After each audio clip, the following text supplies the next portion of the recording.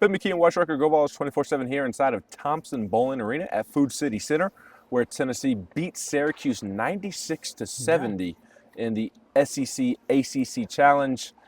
Syracuse basketball, not your father's Syracuse basketball, Oh. not the Syracuse basketball I grew up on at minimum. But that aside, Tennessee, they've got a really good basketball team. Yeah, I mean, Syracuse played without J.J. Starling, who's the best player on that team, averages around 20 points a game, and you lose a guy like that 24 hours before playing in a building like this against a team like this. That's a lot to overcome, right? We've seen teams do that in the past, but it's not an easy thing, and I don't think it's necessarily Tennessee's fault that Syracuse isn't very good, but Tennessee just played okay tonight. It was fine. That there was nothing wrong with the performance. It wasn't outstanding. It wasn't bad. It was just a pretty kind of solid performance. And really, if they'd wanted to, could have won by about 40. Yeah, it treated the opponent the way that it should have, Yeah. given how good Syracuse appears to be in the moment. There was an area that I did think Tennessee was exceptional in, and that was on the glass. Tennessee was terrific on the glass. Syracuse was, statistically speaking, a very good rebounding team coming in, and Tennessee out-rebounds them 40 to 26. They grab 13 offensive rebounds. They only give up 5 offensive rebounds, and Syracuse was good at getting offensive rebounds coming in, and they were good at not allowing offensive rebounds coming in. And I mean, Tennessee had its way with Syracuse on the glass, and that has nothing to do with their leading scorer, the guard, being out. Yeah, I mean, I think basketball ends up being like any other sports, a game of numbers, right? And you're trying to put teams together the best way you can to get the best numbers to where you can get them to win games. And if you're going to have those lineups out there with when Akpar and Phillips are playing together, right? You're not going to have as much shooting. You're not going to be able to shoot from the perimeter as much. You're not going to take or make as many. So what do you have to do? You have to rebound. You have to do things differently when those guys are out there together.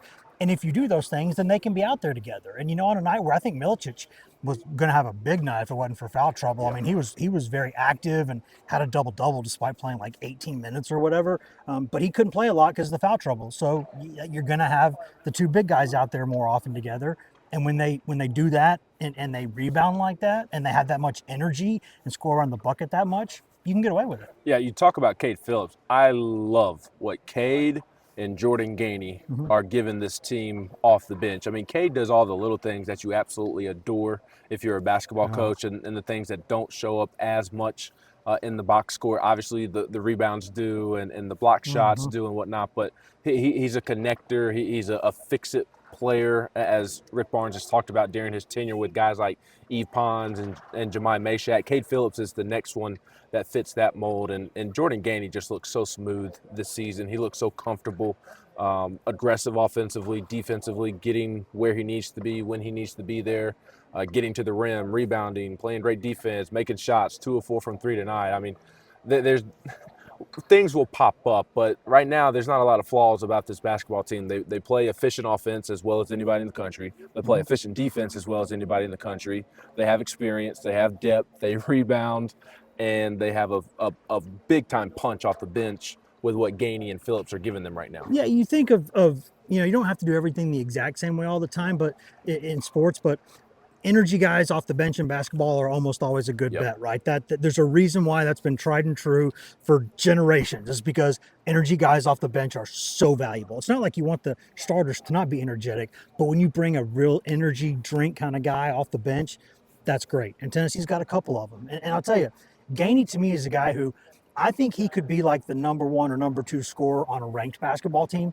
I don't know if he'd be like the number 1 or number 2 scorer on like a Final Four basketball team necessarily, but if he's like your 4th, 5th option as a scorer, you're in high cotton, man. Like you're really, really good. And that's why it's interesting that we think about in analysis in so many ways, Ben. We think about what teams don't have, right? Because it's just natural to be, when you're analyzing anything, you want to think what can be better, what's not great, what could be exposed.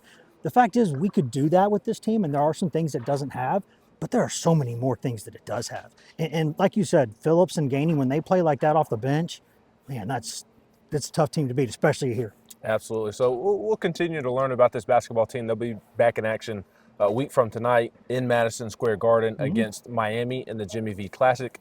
And then that Saturday, so next Saturday, they'll be at Illinois before coming home and playing, I believe it's 3 non-conference games before they welcome Arkansas and John Calipari and a guy named Jonas Adu back to town for the conference opener a month from tomorrow. So a lot to learn about this Tennessee basketball in the coming weeks. And, of course, we'll have plenty of coverage of it all at GoVols247.com, which you can sign up for today through the beginning of January for 50% off, which covers all of our basketball coverage, baseball coverage. And tomorrow morning is National Signing Day. Josh Heupel speaking with the media.